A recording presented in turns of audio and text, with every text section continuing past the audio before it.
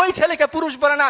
যে ছেলে একটা মেয়ের মেসেঞ্জারে রিপ্লাই না পাওয়ার জন্য বালিশের মধ্যে ডুকরে ডুকরে কাঁদে, তাকে পুরুষ বলে না। ওই ছেলেকে পুরুষ বলে না। যে ছেলে বিশেষ না হইলে পরে গলায় দড়ি দেওয়ার জন্য চিন্তা করে, ওই ছেলেকে পুরুষ বলে না। ওই ছেলেকে পুরুষ বলে না।